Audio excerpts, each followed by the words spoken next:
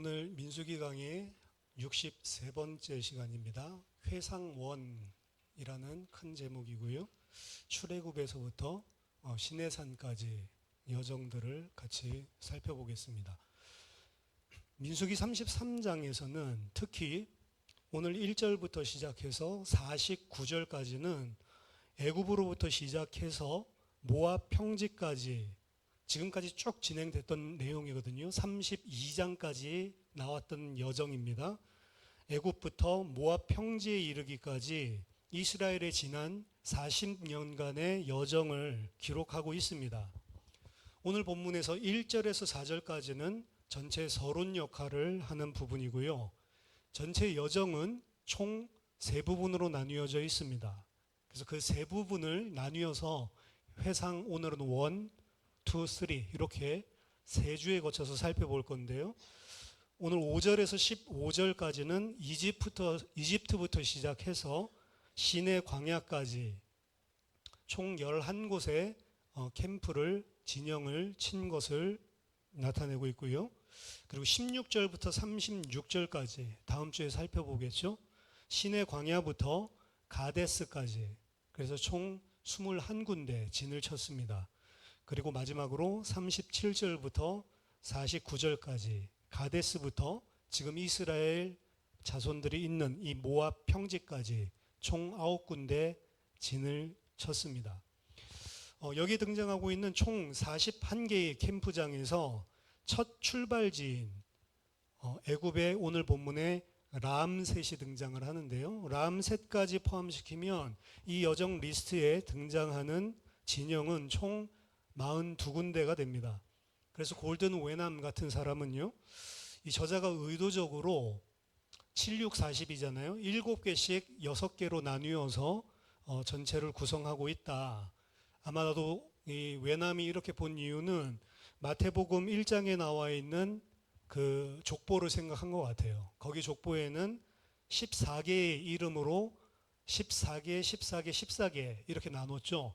그래서 총 7, 6, 42 거기도 42개가 나와 있고 예수 그리스도로부터 새롭게 이제 시작되는 7째 날에 벌어지는 그런 일들을 기록을 하고 있는데 아마도 그게 오버랩돼서 골든 웨남은 이렇게 본 것 같습니다. 근데 너무 지나친 어떻게 보면 자기 생각이고요.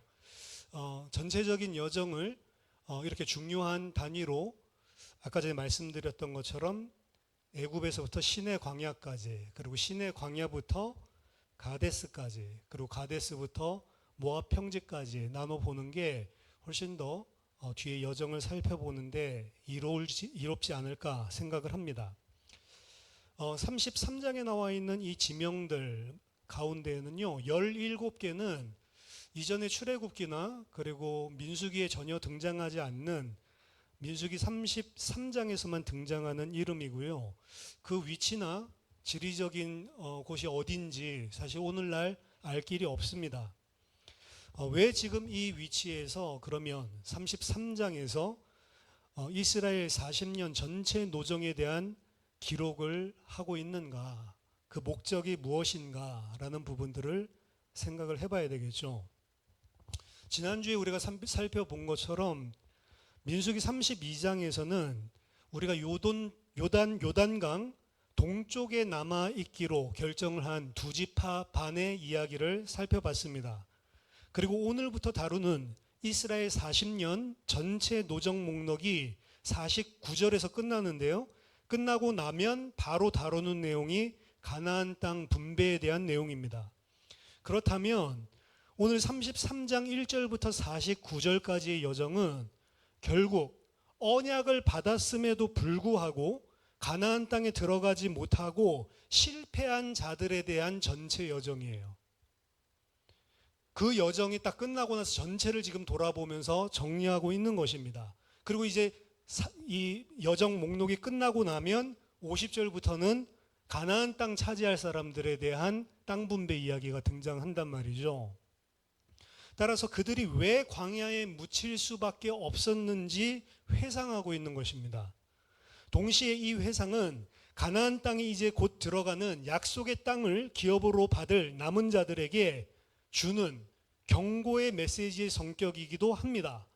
왜냐하면 그들은 광야에 묻힌 자들이 광야 모래바닥에 묻힐 수밖에 없었던 불신앙과 죄를 각성해야만 하고, 그래야만 앞으로 들어갈 가나안 땅에서도 약속의 땅에 영원히 거주할 수 있는 자가 될 것이기 때문입니다. 가나안 땅 들어간다고 끝이 아니죠.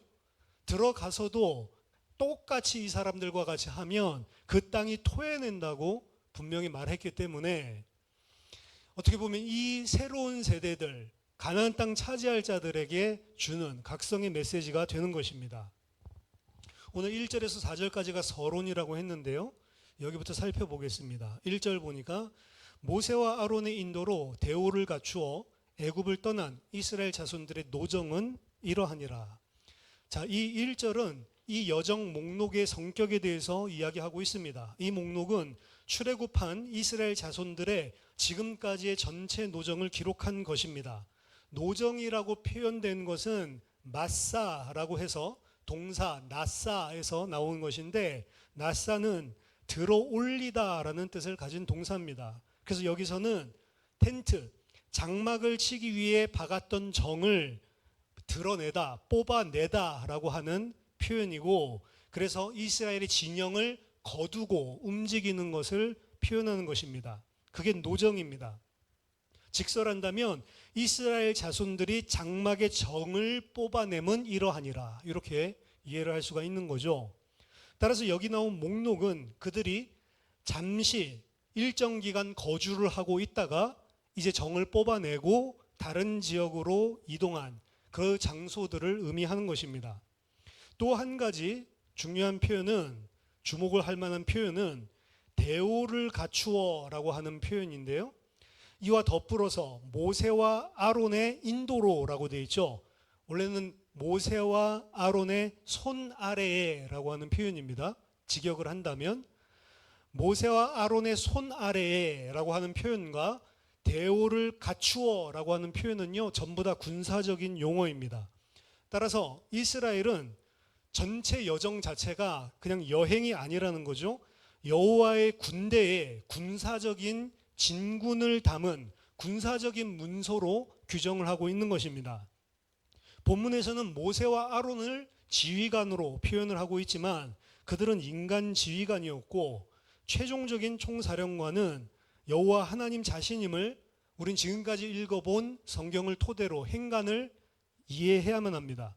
왜냐하면 출애굽기부터 민수기까지 그들을 인도하신 분은 여호와 하나님이심을 반복적으로 상기시키고 있기 때문에 그렇습니다.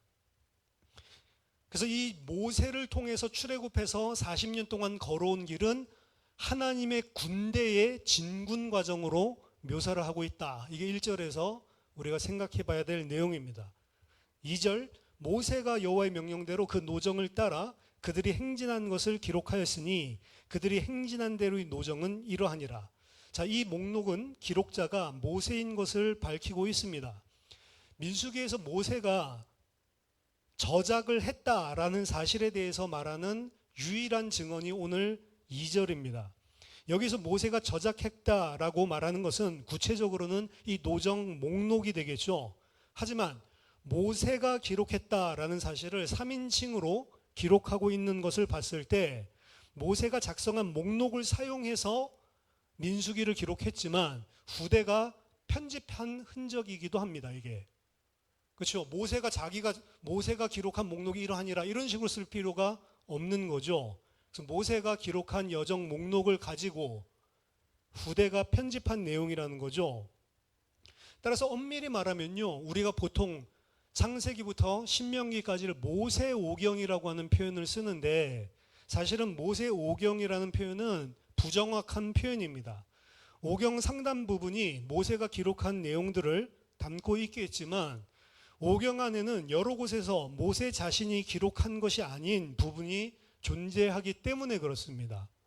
예를 들어서 우리나라 성경에는 너희가 강 동편에 있을 때 이렇게 번역을 해놨는데 사실은 모세오경 안에 그런 표현이 등장을 하는데 실제 히브리어에는 요단강 동편에서 있었을 때 이렇게 표현한 게 아니고 저쪽 편에 있을 때 뭐 이런 식으로 표현을 했단 말이에요.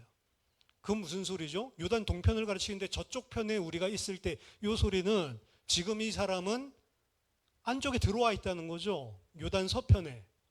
그러니까 그런 표현들로 봤을 때 모세가 다 기록했을 수는 없는 겁니다. 그래서 사실은 정확하게 모세오경이라는 표현을 쓰면 안 돼요. 그냥 오경이라고만 표현하는 것이 맞습니다.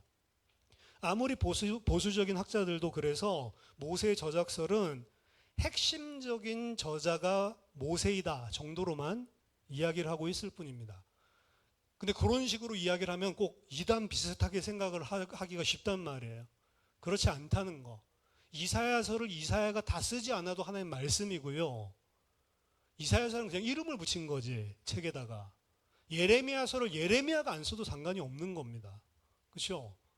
그러니까 그런 것들에 신경을 쓰고 모세오경은 모세가 안 썼다더라 이래가지고 흔들리는 사람도 있었다니까. 옛날에는요 많았습니다. 그건 말도 안 되는 것이죠.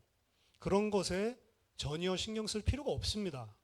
모세가 다 썼든 아니면 모세가 쓴 것에다 다른 사람이 후대에 첨가해서 에디팅을 했든 중요한 건 하나님이 우리에게 주시는 말씀인 거지 누가 정확하게 처음부터 끝까지 다 적었다 이것 자체는 문제가 아니란 말이에요. 3절입니다.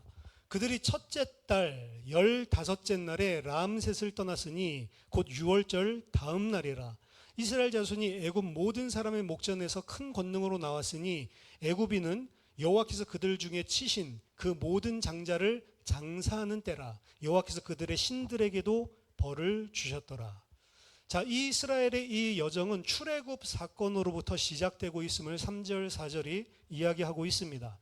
여호와께서 애굽인들의 목전에서 재앙을 베푸시는데 최종적으로 10번째죠. 장자들을 치신 그 날에 이스라엘이 애굽에서 나오게 됐습니다. 더 정확하게는 장자들을 죽이는 장자 재앙을 내셨기 때문에 그들이 출애굽한 게 아니고요. 더 정확하게는 그들이 바로의 손에서 애굽의 신들에서 빠져나올 수 있었던 것은 6월절 어린 양의 피를 발랐기 때문에 나온 겁니다.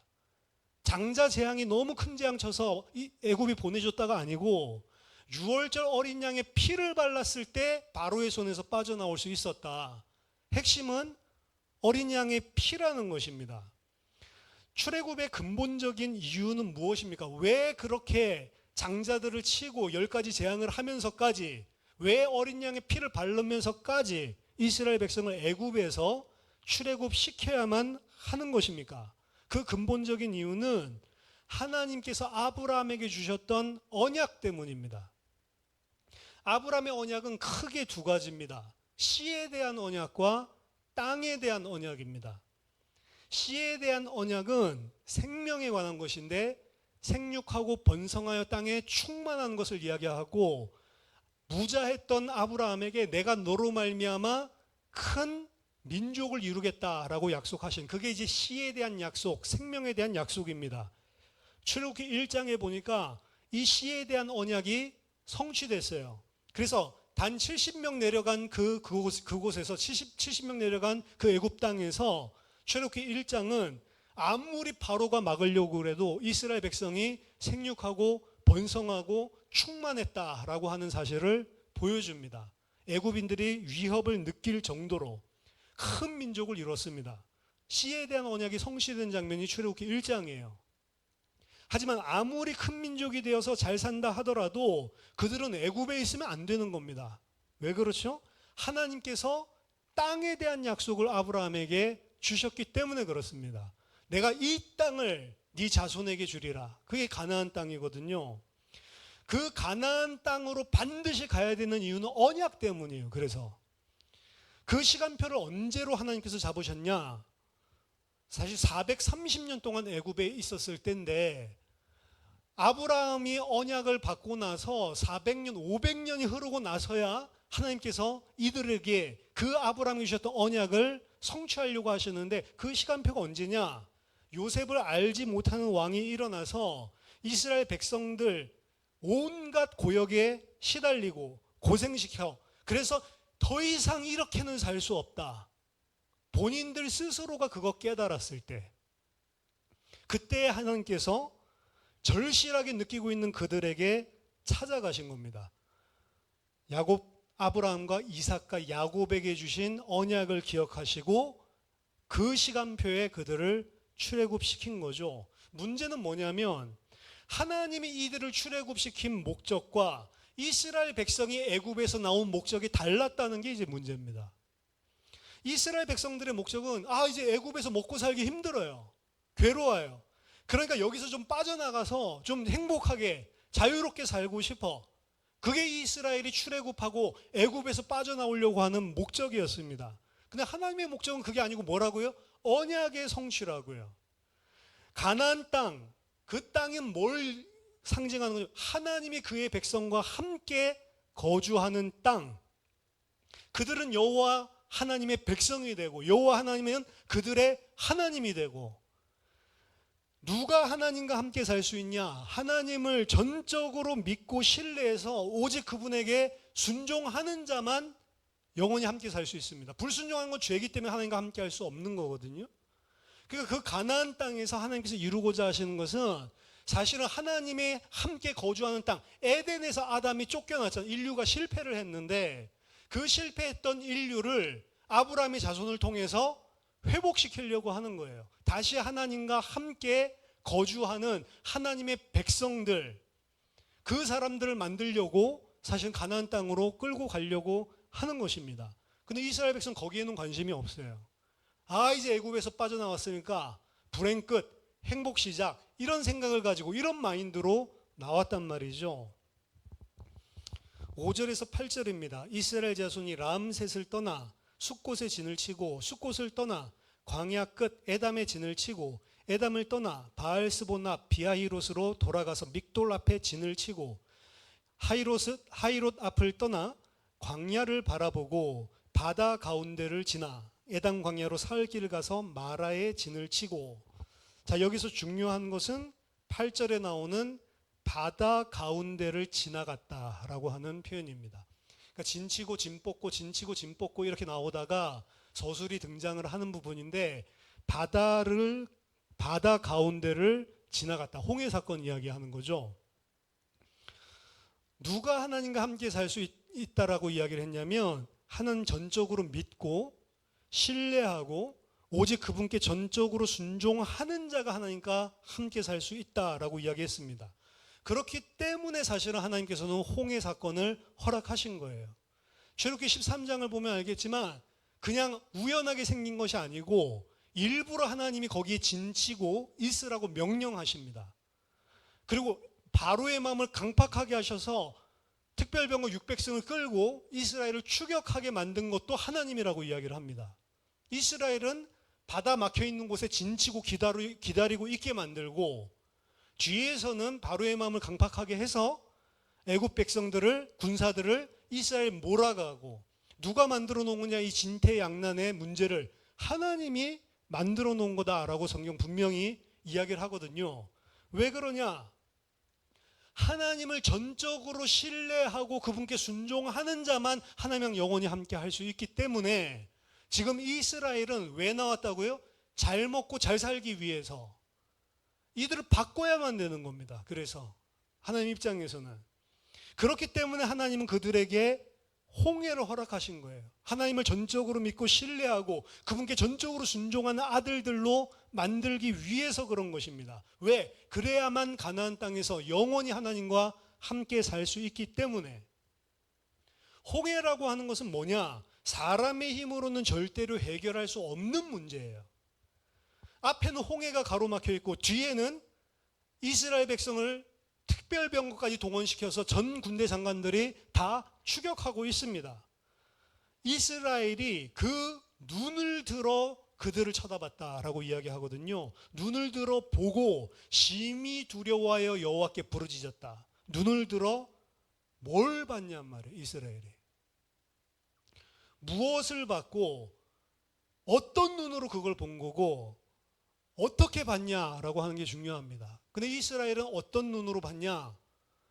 믿음의 눈, 하나님을 전적으로 신뢰하는 눈, 하나님께 전적으로 순종하는 눈으로 못 보는 거예요. 그러니까 심히 두려워하고 여호와께 부르짖고 더 나아가서 모세를 원망하기 시작하는데 그 원망하는 내용이 매장지가 없어서 우리를 여기로 끌고 왔냐? 애굽에 있을 때부터 우리가 말하지 않았냐? 우리 좀 가만히 내버려두라고. 여기에서 이렇게 죽느니 애굽에서 애굽 사람 섬기는 게 훨씬 더 낫지 않냐라고 이야기하면서 사실은 반란을 일으키죠. 하나님의 백성이고 자시고 그냥 애굽에서 애굽 신들 바로 섬기면서 종으로 사는 것이 훨씬 낫지 않냐. 그러니까 홍해를 허락하신 거예요. 이들이 그거 가지고는 하나님과 살 수 없기 때문에. 이들은 지금 문제 닥치니까 돌변한 게 사실은 아닙니다. 문제 닥치니까 마음이 변해서 그런 게 아니라고요. 문제 닥치니까 원래 속에 있던 게 드러난 것 뿐입니다. 이 상태는 하나님과 영원히 함께 할 수 없는 상태란 말이에요. 그래서 하나님께서는 이 문제를 허락하신 것입니다. 그게 홍해예요. 만약 그들이 하나님과 함께 할 수 있는 백성이었다면 어떤 반응이 나타나게 되었냐? 예를 들면 출애굽기 14장에 모세 같은 반응이 그냥 다 나와야 돼요. 모세 뭐라고 했죠?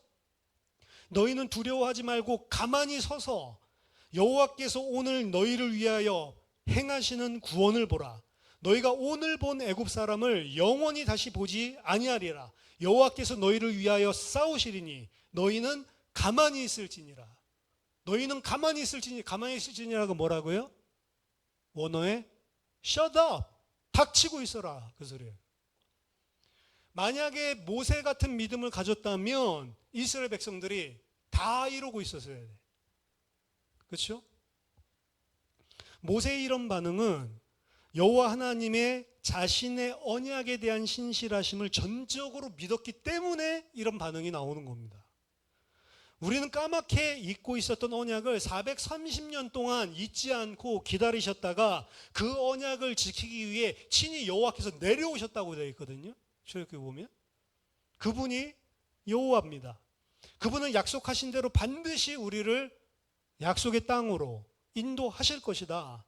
홍해 애굽 병사들 문제 맞는데 그 하나님이 우리에게 언약하셨고 그 하나님이 우리와 함께 하시니 문제 맞지만 문제 되지 않는다라고 나와야 되는 거죠. 그 어떤 것도 문제될 수 없다. 왜? 그 어떤 것도 언약을 지키시는 신실하신 하나님, 능력 많으신 창조주 하나님을 절대로 막을 수 없기 때문에 모세는 말하자면 이 믿음을 지금 가지고 있는 거예요. 그러니까 모세가 이스라엘 200만 명 전부 다 모세 같으면 아무 문제 없는 겁니다. 사실은. 가만히 서서 자신들이 믿고 신뢰하는 하나님이 역시 맞구나 이거를 재확인하는 기회가 되는 거예요. 사실은.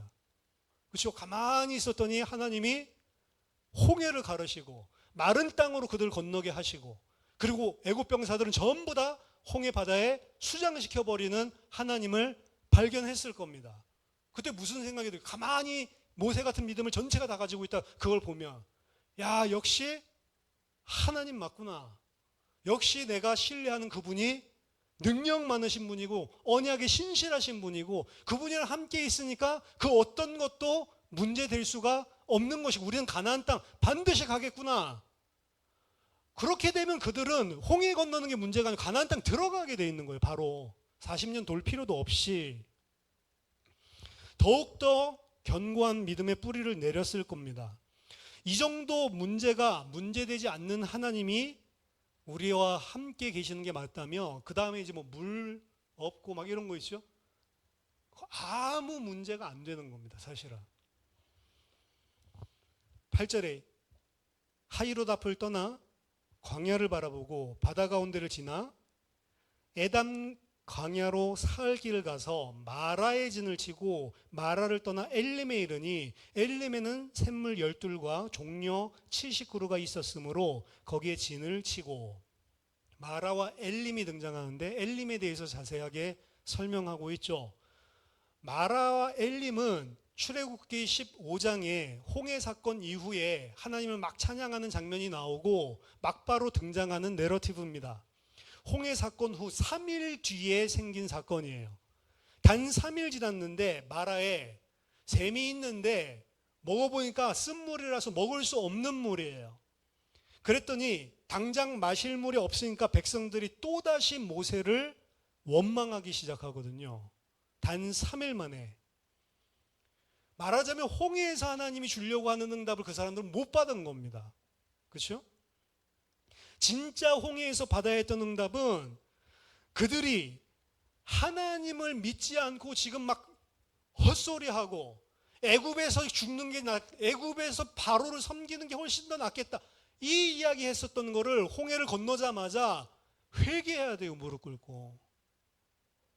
그게 진짜 응답이죠. 그리고 하나님, 내가 이제 절대로 불신앙하지 않겠습니다. 홍해가 가로막혀 있어서 물에 빠져 죽어야 되면 나 빠져 죽겠습니다. 이제는 불신앙하지 않고. 애굽 병사 쫓아와서 나 칼로 치면 칼에 맞고 죽겠습니다. 그렇지만 죽을지언정 이제는 절대로 불신앙하는 말 안 하겠습니다. 하나님 전적으로 믿겠습니다. 사실 홍해 건너자마자 이스라엘 백성 회개해야 돼요. 근데 회개하는 장면 하나도 안 나오죠. 출애굽기 15장 보면 그냥 막 북치고 장구치고 난리 납니다. 그렇죠? 살았다 이거예요. 애굽 병사를 뭐 바다에 던지셨으며 그의 오른팔이 뭐 강하다 막. 자기네들 살았고 애굽 병사 죽은 게 좋은 거예요. 이 사람들은. 회개를 해야 될 그 장면들 속에서. 그러니까 전적으로 회개하고 무릎 꿇고 하나님의 신실하심을 믿는 믿음의 사람으로 다시 서는 게 하나님의 응답인데 그 응답받은 인간들이 하나도 없는 거죠. 아, 내 문제 제거됐구나. 죽을 뻔했는데 살았구나. 그걸 응답으로 생각하고 있는 거죠. 안 죽은 게 그들은 좋은 것이지 그들 속에는 믿음이 달라진 게 하나도 없는 것입니다. 그것 드러내는 게 바로 3일 뒤에 이 마라의 샘 사건이에요. 마라의 샘은 사실은 단물로 나뭇가지 던져서 달게 만들 필요도 없었습니다.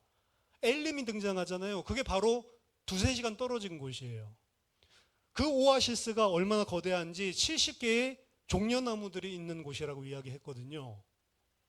그러니까 사실 이 이스라엘 백성들은 홍해를 건너고도 실제 응답을 받지 못했고 그 마라에서 보여주고 그 엘림에서 하나님께서 인도하는 걸 듣고도 뭐가 하나도 안 나오냐면 그냥 물만 퍼먹지 회개하고 믿음의 사람으로 서는 장면은 하나도 나오질 않아요.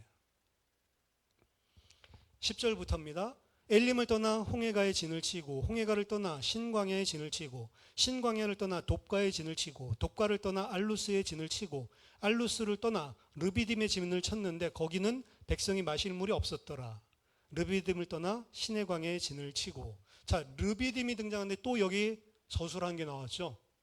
거기에도 물이 없었더라. 출애굽기 17장 이야기입니다. 다시 한번 마실 물이 없어서 원망과 다툼이 일어났던 곳이고요. 곧 모세를 돌로 쳐서 죽이려고 했던 곳입니다. 그게 르비딤이에요. 그 이유는 여호와의 명령을 따라 신광야를 떠나 출애굽기 17장 1절에 이렇게 이야기해요. 여호와의 명령을 따라 신광야를 떠나 르비딤에 이르렀는데 그곳에 물이 없었더라. 누가 명령했다고요? 여호와가. 신광야에는 물 문제 없었잖아요. 물 문제 없는 그 신광야에서 여호와의 명령을 따라서 르비딤으로 가서 진을 치게 했는데 그 르비딤에는 물이 없는 곳이에요. 말하자면 홍해를 건너자마자 하나님은 쓴물, 마실 수 있는 물이 없었던 마라로 인도하셨는데 그 하나님이 또 출애굽기 17장에 또 물이 없는 곳으로 끌고 가셨다고요. 그러면 이때 마라에서나마 깨달았으며 이제 르비딤에서는 어떻게 해야 됩니까? 아니다. 걱정하지 마라. Shut up. 가만히 서서 하나님께서 행하시는 구원을 봐라. 물 때문에 죽을지언정 하나님께서 어떻게 하시는지 보면서 죽어라. 죽겠다. 이래야 되잖아요. 마라에서도 응답 못 받은 거죠. 그래서 이들이 또다시 이곳 르비딤에 이르러서 동일한 모습으로 원망불평하고 이제는 모세를 돌로 쳐 죽이려고까지 하는 장면이 출애굽기 17장에 등장한 겁니다. 그들은 마라와 엘림에서도 그저 마실 물 생겨서 좋았던 거지, 그들 자신이 진짜 주려고 한 하나님의 응답은 전혀 눈치를 못 채고 있는 거예요. 홍해에서 진짜 응답을 받았다면 그들은 홍해 건넌 사실, 애굽 병사들이 다 수장된 사실, 그것 때문에 북치고 장구치고 노래할 게 아니고 하나님 앞에 서야 되는 거죠. 언약 붙잡고 불신앙했던 자신들 바라보고 회개하고 자복해야 되는 거죠. 거기서 한번 넘어갔어요. 마라에서, 엘림에서 마실 물 없다고 또 불평 원망하고 있는 그들에게 3일밖에 안 지났어요. 물을 허락했을 때 물 마시면서 좋아할 게 아니고 거기서라도 깨달아야 되는 거죠. 근데 그들은 이제 물 마신 거 살았다 이거예요. 그 어떤 본문에서 이스라엘은 자신들이 방금 저지른 죄에 대한 인식이 없습니다. 그 어떤 곳에도 그들이 회개하고 돌아오는 모습이 하나도 안 나와요. 나중에 사사기에서도 똑같아요. 하나님이 사사 보내서 뭐 몇십 년 동안 고생하고 있는 이스라엘 백성 건져주시는데 그들의 특징, 한 번도 회개했다는 말이 없어요. 그냥 사사 보내서 이제 살았다 이거예요. 그들은 진짜 응답에는 말하자면 아무 관심이 없는 겁니다. 그들은 그저 육신적, 세상적 필요를 채우는 것만 관심 있는 거예요. 이들의 이러한 모습의 결과가 오늘 마지막 15절에 시내 광야에 진을 쳤다라고 하는데, 이 시내산에서 나타난 것입니다. 시내산에 모세가 하나님 말씀 받기 위해서 혼자 올라가죠. 40일 동안 말씀을 받는데 그 사이에 출애굽기 32장에 그들이 황금 송아지를 만들어 놓고 우상 숭배하는 장면이 발생합니다. 그게 시내 광야에서, 오늘 본문에서 이야기한 시내 광야에서, 시내산에서 벌어진 사건입니다. 그러면 출애굽기 32장이 상당히 중요하거든요. 이스라엘이 실제로 우상을 만들어 놓고 부어서 만들고 거기다 절했단 말이에요. 근데 영적으로 본다면 출애굽기 32장에서 그들이 우상 숭배를 새삼스럽게 한 게 아니에요. 영적으로는 이미 홍해에서, 마라에서, 르비딤에서 그들은 계속 육신적인 것만을 추구하고 하나님을 신뢰하는 게 아니라 눈에 보이는 육신적인 것, 자기들이 필요한 것 붙잡고 살던 사람이지 하나님을 섬긴 적이 한 번도 없는 겁니다. 그들을 보고 하나님께서는 목이 뻣뻣한 백성이라고 진노하셨고, 너희들 싹 다 쓸어서 없애버리고, 지금 믿음 가지고 있는 사람 모세 한 명으로 내가 새롭게 시작하겠다.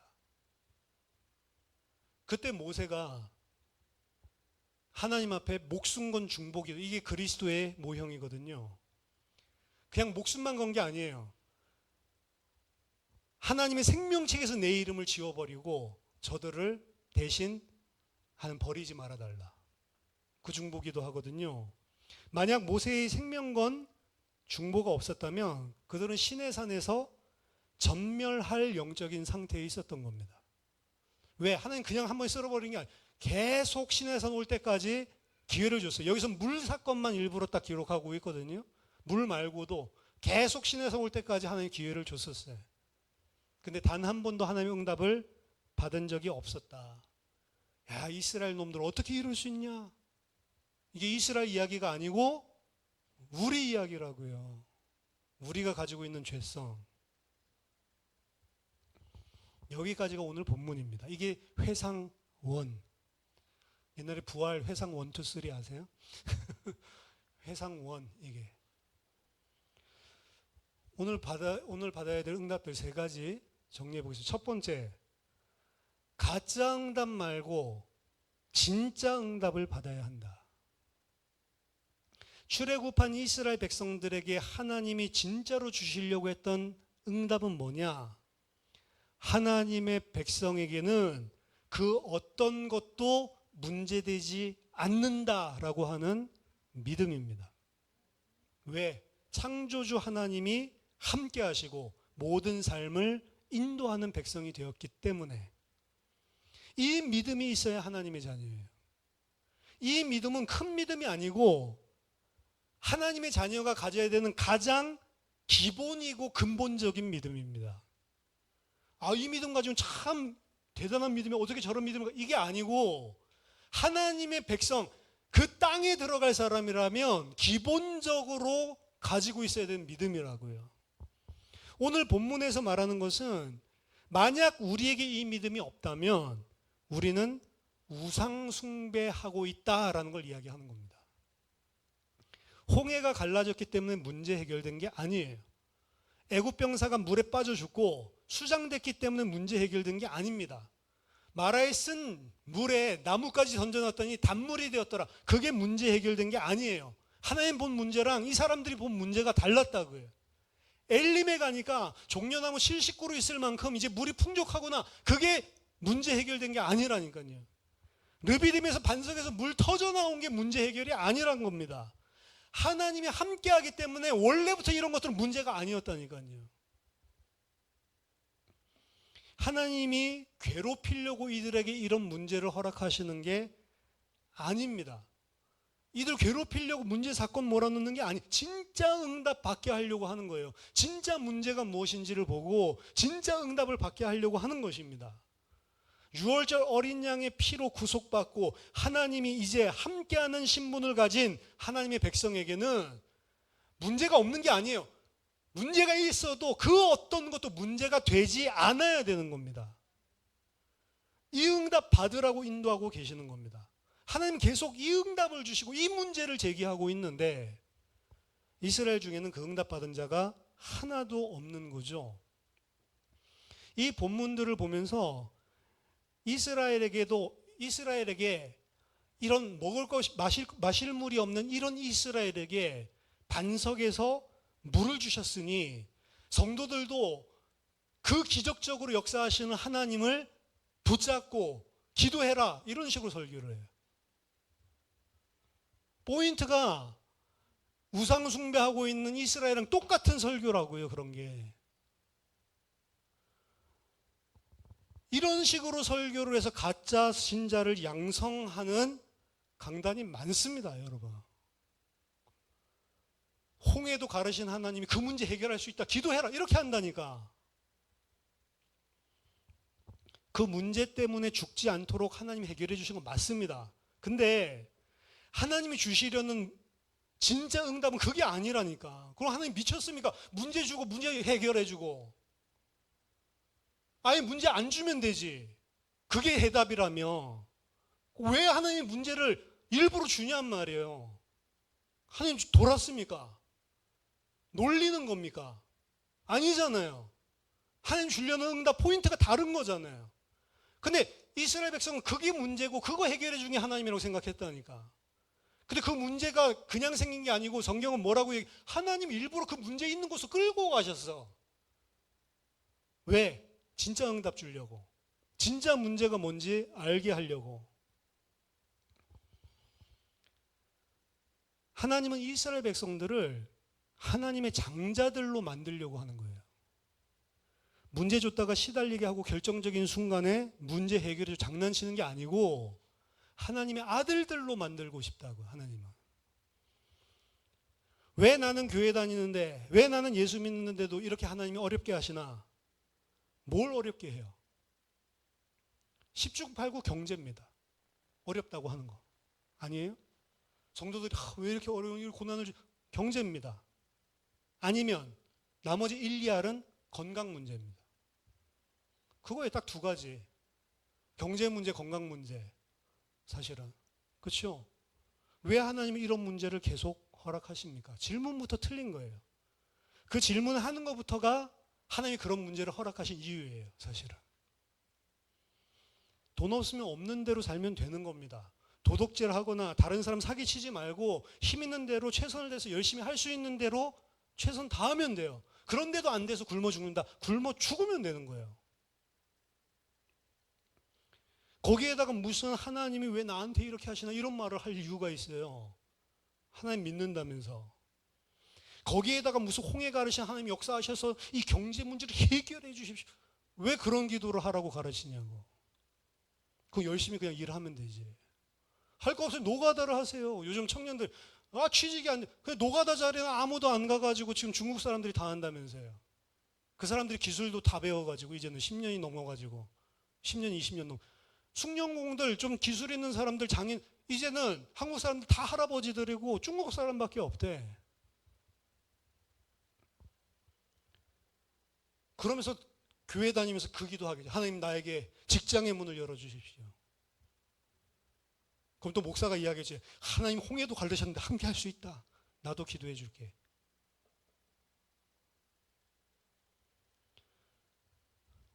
그게 그 사람이 가지고 있는 믿음이고요. 그게 그 사람이 가지고 있는 영적인 상태입니다. 그래서 하나님이 그 사람 말하는 대로 왜 나한테 이런 문제를 계속 허락하세요? 이러는 겁니다. 똑같은 문제 와도 믿음 있는 사람은 그냥 죽지 문제라고 생각 안 한다니까. 가짜 말고 진짜 응답 받아야 된다. 두 번째입니다. 그럼 왜 이 응답을 받아야만 하냐? 그래야만 가나안 땅에 들어갈 수 있기 때문에 그렇습니다. 자, 보세요. 그 응답 받지 못한 사람은 전부 40년 동안 광야에 묻혔습니다. 결국 그 응답 받은 사람은 이스라엘 60만 명 중에 2명, 60만 분의 2입니다. 그 믿음 가질 확률이. 여호수아 갈렙 딱 2사람밖에 없었어요. 청함을 받는 자는 많지만 택함을 받은 자는 적다고 주님이 말씀하셨는데요. 교회에 나온다고 믿는 게 아닙니다. 예수 믿는다고 고백했다고 그거 믿는 거 아닙니다. 삶의 결정적인 순간에 믿음이 있는지 없는지가 드러나는 거예요. 제가 아까 말씀드렸죠? 홍해 앞에 오니까 돌변한 게 아니라고요. 원래부터 안 믿고 있는 게 드러났을 뿐입니다. 출애굽기 32장에서 갑자기 우상 숭배한 게 아니라고요. 원래 애굽 나올 때부터 이 사람들의 목적은 우상 숭배였다고요. 육신적인 거, 세상적인 거를 이제 좀 편하게 살자, 그 생각밖에 없는 사람들이라고요. 하나님 섬기고 하나님의 언약 이런 거 전혀 마음속에 없는 사람들입니다. 그 행동이 계속 근데 그 행동을 나타내도록 일부러 하나님이 그들을 끌고 가서 인도하고 계신 거예요. 왜? 그들로 깨닫게 하고 돌이키게 하고 믿게 만들려고. 근데 그 60만 명 중에 딱 2명만 깨달았어요. 30만 분의 1 확률입니다. 히브리서 3장 15절에서 19절 보면 이 광야 세대에 대해서 이야기하죠. 그러면서 오늘날 우리에게 교훈합니다. 성경에 일렀으되 오늘 너희가 그의 음성을 듣거든 경노하시게 하던 것 같이 너희 마음을 완고하게 하지 말라 하셨으니 듣고 경노하게 하시던 자가 누구냐? 모세를 따라 애굽에서 나온 모든 사람이 아니냐? 또 하나님이 40년 동안 누구에게 노하셨느냐? 그들의 시체가 광야에 엎드러진 범죄한 자들에게가 아니냐? 또 하나님이 누구에게 맹세하사 그의 안식에 들어오지 못하리라 하셨느냐? 곧 순종하지 아니하던 자들이 아니냐? 이로보건대 그들이 믿지 아니함으로 능히 들어가지 못한 것이니라. 그러면서 4장 1절 2절에 그러므로 우리는 두려워할지니 그의 안식에 들어갈 약속이 남아있을지라도 너희 중에 혹 이르지 못할 자가 있을까 함이라. 그들과 같이 우리도 복음 전함을 받은 자이나 들은 바 그 말씀이 그들에게 유익하지 못한 것은 듣는 자가 믿음과 결부시키지 아니함이니라. 복음을 들어서 복음을 알고 깨닫고 이게 믿는 게 아닙니다. 그 들은 말씀이 뭐랑 결부돼야 된다고요? 믿음이랑 결부돼야 된다고요. 근데 그 믿음이랑 결부됐는지 안 됐는지는 어디서 드러나냐? 홍해에서 드러나는 겁니다. 잘 먹고 잘 살 때 드러나는 게 아니고 르비딤에서 드러나는 거라니까. 르비딤에서 갑자기 불신앙으로 바뀐 게 아니에요. 드러난 겁니다. 원래부터 가지고 있는 믿음이. 삶 속에서 믿음으로 말미암은 행위가 나타나지 않으면 그 사람은 말씀은 들었지만 그 말씀을 믿음과 결부시키지 않은 자가 되는 거예요. 그 말씀은 그들에게 하나도 유익이 없습니다. 그래서 믿음과 행위는 떨어져 있는 게 아니라고요. 그 행위를 무슨 율법 이거 믿음의 행위라고 생각을 하셔야 돼. 믿음을 가진 자는 믿음의 행위가 나오는 거고 불신앙 가지면 불신앙의 행위가 나오는 거예요. 그게 어떻게 따로 있어? 믿음 따로, 행위 따로야. 하나님께 순종하고 회개하고 돌아온 자는 하나님의 뜻대로 살려고 하는 삶이 나오는 거예요. 그건 난 전혀 상관없다. 그 사람은 원래부터 하나님께 순종하고 회개한 사람이 아닌 거지. 그러니까 구원파식의 구원은 없다는 겁니다. 말이 안 되는 거예요. 그러한 믿음으로는 이들이 안식, 가나안 땅에 못 들어간 것처럼 똑같은 거라는 거예요. 히브리서 기자. 너희들도 그 믿음으로는 새하늘과 새 땅에 들어갈 수 없다라고 이야기하는 겁니다. 복음 들어서 알면 뭐하냐? 믿음으로 화합하지 않으면 너희도 그 땅에 안식을 차지할 수 없다. 세 번째입니다. 새하늘과 새 땅까지 갈 필요도 없어요. 그 응답을 받은 사람만 이 땅에 살 때에 진짜 그리스도를 위해서 살 수 있습니다. 이 응답을 안 받은 자는 결국에 모든 것이 다 자기 자신을 위해서 살 수밖에 없어요. 왜? 내가 필요한 것들을 해결하면서 사는. 그게 불신자들이잖아요. 죽기를 두려워해서 일평생 종로로 산다고 했는데 교회에 열심히 충성 봉사하는 것도 상관이 없습니다. 이 믿음이 없는 사람은 충성 봉사 안 하냐? 해요. 이유는 두 가지입니다. 첫째는 이 믿음이 없기 때문에 이건 열심히 하면 하나님 복 주지 않을까? 천국에 상급을 쌓아놓지 않을까? 요 생각. 아니면 두 번째, 이렇게 하면 사람들이 나를 인정해 주지 않나? 딱 그거예요. 그럼 그거는 하나님 섬기는 게 아니죠. 겉으로는 충성 봉사인데 바리새인들이 그랬다니까요. 겉으로는 하는데 이렇게 하면 나는 하나님 당연히 상 줘야지. 이렇게 하면 사람들이 나를 기도 잘하는 믿음의 사람으로 보겠지? 그걸 외식하는 자라고 이야기했잖아요. 이 모든 것들이 마찬가지 자기 의를 쌓는 거예요. 그래서 사람들이 안 알아주면 삐지고 알아주면 겉으로는 겸양을 떨지만 속으로는 교만한 겁니다. 바리새인들처럼 자기보다 못하는 세리나 창기들 쳐다보면 경멸하는 거예요. 왜? 자기가 하나님의 은혜로 하는 게 아니고 자기 것으로 하고 있고 자기 것을 쌓기 위해서 하고 있기 때문에 아무리 교회를 위해서 뭐라 한다고 해도 멸망받을 짓인 거예요. 이거는. 마태복음 7장의 마지막 때를 기억해 보십시오. 주여 주여 내가 주의 이름으로 권능을 행하고 귀신을 쫓아내고 많은 자들에게 선지자 노릇을 하지 않았습니까? 귀신도 쫓아내고 기도해서 권능을도 행하고 성경 말씀도 많이 알아서 막 사람들 가르치고 근데 주님 뭐라고 이야기하세요? 나는 너를 도무지 알지 못한다. 이 불법을 행하는 자들아 내게서 떠나라. 이 사람들이 누구라고 생각하십니까? 그냥 교회 왔다 갔다 하는 사람 같아요? 교회 왔다 갔다 하는 사람이 권능을 행하고 귀신을 쫓아내고 선지자 노릇을 하던가요?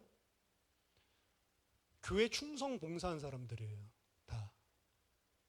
이 사람들 특징은 뭐냐? 다 자기 의로 그걸 쌓고 있어요.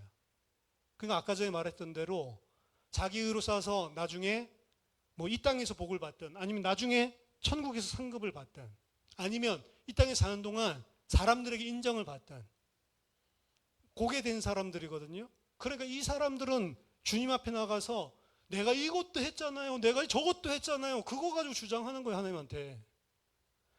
그 무슨 소리? 내가 이거 했으니까 나 안 받아주면 당신 이거 너무한 거 아니야? 이 소리예요. 사실은. 하나님한테. 여러분들 천국 갔는데 하나님이 이 불법을 행하는 자들아 나 도무지 너를 알지 못한다라고 하면 여러분 뭐라고 하겠어요? 억울하다고 하겠어요? 그 억울하다고 하는 사람들 이야기라니까. 저는 가도 쌉니다. 이 사람들이 천국에 들어갈 사람들이에요. 난 진짜 자격이 없죠. 믿는다고 하면서도 계속 육신 쫓아가고 무너지고 불신앙 이게 저입니다. 맞습니다. 저는 들어갈 수 없는 자입니다. 이 사람들이 천국에 들어가는 사람들이라고. 거꾸로. 근데 이 사람들은 자기가 한 거 다 기억하고 있죠. 반대로 양들은 우리가 언제 주님이 목마를 때 물을 줬고, 언제 줄였을 때 먹을 거 줬고, 언제 추울 때 우리가 입을 거 줬습니까? 염소들은 뭐라고 그래요? 주님, 언제 우리가 주님을 그렇게 대우한 적이 있습니까? 이렇게 이야기하죠. 한 부류는 지가 한 거 다 기억하고 있어요. 왜? 자기 의니까. 한 부류는 지가 해놓고도 다 까먹고 있어. 왜? 자기가 한 게 아니니까. 진짜 응답을 받으면 더 이상 자기를 위해서 살지 않는다고 성경은 이야기합니다. 아까 전에 이게 군사 문서라고 이야기했죠. 군사 이정표라고. 디모데후서 2장에서도 우리를, 그리스도인을 군사라고 표현합니다. 디모데후서 2장 3절 4절. 근데 그 군사는 누군지 보세요. 너는 그리스도 예수의 좋은 병사로 나와 함께 고난을 받으라. 병사로 복무하는 자는 자기 생활에 얽매이는 자가 하나도 없나니 이는 병사로 모집한 자를 기쁘게 하려 함이라. 그리스도의 병사는 어떻게 자기 생활에 얽매이는 자가 하나도 없대요. 그럼 무엇을 위해 살아요? 자기를 모집한 부르신 자를 기쁘게 하기 위해서 산다. 이 사람이 그리스도의 병사다. 이스라엘을 이 사람들로 불러낸 거라고요. 고린도후서 5장 15절 17절 새 피조물 이야기죠. 그가 모든 사람을 대신하여 죽으심은 살아있는 자들로 하여금 다시는 그들 자신을 위하여 살지 않고 오직 그들을 대신하여 죽었다가 다시 살아나신 이를 위하여 살게 하려 함이라. 그러므로 우리가 이제부터는 어떤 사람도 육신을 따라 알지 아니하노라. 비록 우리가 그리스도도 육신을 따라 알았으나 이제부터는 그같이 알지 아니하노라. 그런즉 누구든지 그리스도 안에 있으면 새로운 피조물이라. 이전 것은 지나갔으니 보라 새 것이 되었도다. 새 피조물은 어떻게 바뀌어요? 옛날에는 그리스도도 육신을 따라 알았대요. 그러니까 옛날에는 출애굽도 나 잘 먹고 잘 살지 육신을 따라 하는 거예요. 근데 왜 하나님이 여기까지 불러내서 물도 없게 만들어? 이러면 이제 열 바치는 거지. 그게 이전 것. 근데 새 것이 된 사람들은 어떻게 살아요? 다시는 자기 자신을 위해 살지 않고 자기 자신을 죽었다가 살아나시니 그리스도를 위해서 사는 자가 됐고, 이제 육신대로 살지 않고 이전 것은 지나갔으니 보라 새 것이 되었도다. 로마서 14장 7절 8절 우리 중에 누구든지 자기를 위하여 사는 자가 없고 자기를 위하여 죽는 자도 없도다. 우리가 살아도 주를 위하여 살고 죽어도 주를 위하여 죽나니 그러므로 사나 죽으나 우리가 주의 것이로다. 이게 그리스도인이에요. 이게 신자입니다. 이게 아니라면 무늬만 신자지 결국에는 자기 자신의 육신을 위해서 살게 돼 있어요. 이러한 사람이 교회 다니는 사람 중에 대부분입니다. 아까 60만 명 중에 2명이라고 이야기했죠. 비율로 치면 다르지 않을 겁니다. 오늘날에도. 현대교회만 그런 게 아닙니다. 초대교회 때도 마찬가지. 바울이 세웠던 교회도 똑같았습니다. 그래서 바울이 이런 편지를 쓰는 거예요. 교회들에다가. 바울이 세웠던 교회들 지금 흔적도 없어요. 전부 다 모슬렘 성전 들어서고 교회 흔적, 예수 믿는 흔적 자체가 없어져 버렸습니다. 얼마 못 갔어요. 왜? 믿는 사람이 없으니까. 그걸 갖다가 교회답게 세워보려고 노력한 흔적이 바울 13개 서신서예요. 빌립보서 3장 18절 19절 내가 여러 번 너희에게 말하였거니와 이제도 눈물을 흘리며 말하노니 여러 사람들이 그리스도의 십자가의 원수로 행하느니라. 불신자 이야기하는 게 아닙니다. 빌립보 교회의 이야기하는 거예요. 그들의 마침은 멸망이요 그들의 신은 배요 그 영광은 그들의 부끄러움에 있고 땅의 일을 생각하는 자라. 그리스도의 원수가 새하늘과 새 땅에 들어갈 수 있습니까? 가나안 땅에 못 들어갔던 자들 결국 땅의 일을 생각하던 자들 아니었어요? 결국은 육신만 생각하고 있던 그들이 가나안 땅 못 들어간 것 아닙니까? 이스라엘만 그래요? 똑같단 말이에요. 여러분들이 진짜 응답이 무엇인지를 보고 진짜 문제가 뭐고 진짜 응답이 무엇인지를 받게 되고 나를 위해서가 아니라 그리스도를 위해 살고 새 하늘과 새 땅에 들어가는 하나님의 백성 되기를 예수 그리스도 이름으로 축원합니다. 기도하겠습니다. 살아계신 하나님 아버지, 은혜를 감사드립니다. 이스라엘의 과거를 되돌아보듯이 우리의 삶을 되돌아보면서 하나님, 우리도 그들과 같이 있지 아니한가 하나님 앞에 무릎 꿇게 하시고, 우리들의 삶이 비록 완전할 수는 없지만 항상 발견될 때마다 주님 앞에 돌이키고 주님을 신뢰하고 주님을 붙잡는 그리스도인으로 성장할 수 있도록 은혜를 베풀어 주시옵소서.